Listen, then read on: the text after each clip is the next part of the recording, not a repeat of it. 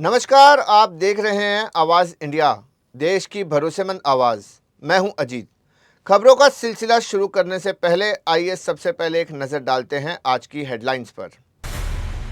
दूसरी बार असम के मुख्यमंत्री बने हिमंत बिस्वा शर्मा, गुवाहाटी में ली शपथ। नीट यूजी परीक्षा रद्द होने पर कांग्रेस ने उठाए सवाल, बोली पेपर लीक बीजेपी सरकार की पहचान है। पेपर लीक मामले को लेकर तेजस्वी यादव ने बीजेपी को घेरा, बोले छात्रों के भविष्य से खिलवाड़।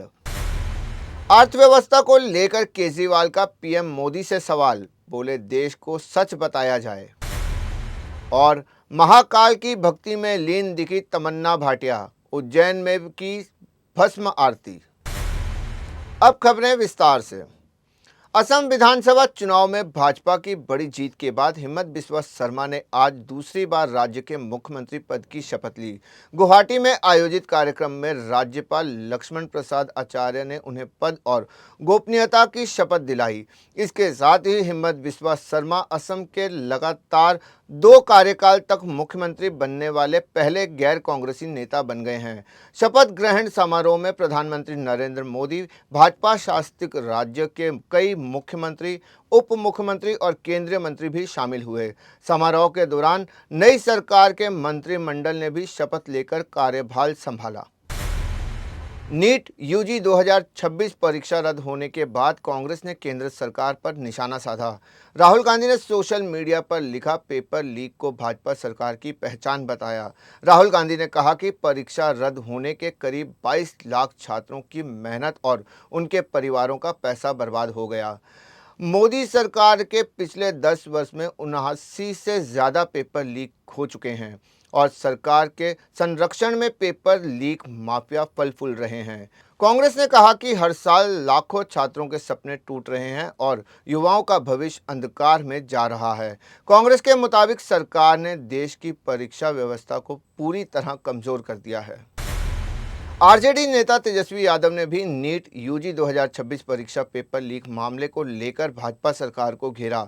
उन्होंने कहा 23 लाख छात्रों के भविष्य के साथ फिर खिलवाड़ हुआ है और बिहार समेत पूरे देश में पेपर लीक का सिलसिला खत्म नहीं हो रहा है। तेजस्वी यादव ने सवाल उठाया कि क्या भाजपा सरकार ने बिना पेपर लीक के एक सामान्य परीक्षा भी सही तरीके से आयोजित नहीं कर सकती।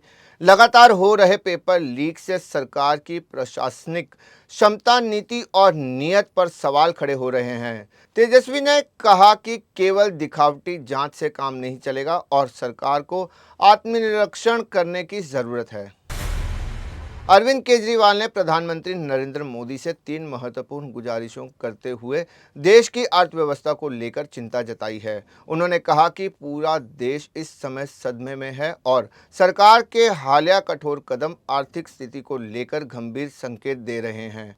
केजरीवाल के मुताबिक या तो देश की अर्थव्यवस्था बेहद खराब दौर में है या आने वाले समय में हालात और बिगड़ने की आशंका है। उन्होंने कहा कि जनता ये जानना चाहती है कि देश आर्थिक रूप से कहां खड़ा है और सरकार किन परिस्थितियों में ऐसे फैसले ले रही है। केजरीवाल ने कहा कि यदि देश हित में बड़ी कुर्बानियां देनी पड़ी तो जनता उसके लिए तैयार है, लेकिन सरकार को वास्तविक स्थिति स्पष्ट करनी चाहिए।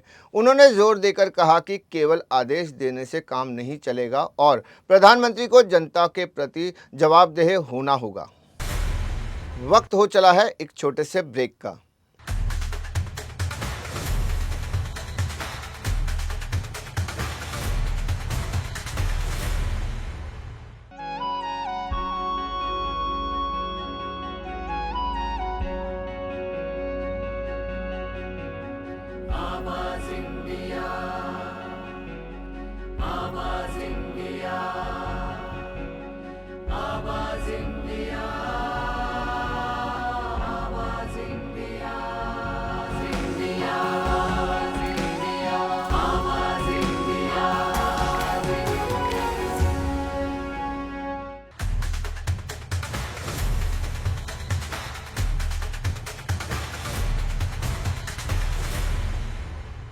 ब्रेक के बाद आप सभी का स्वागत है।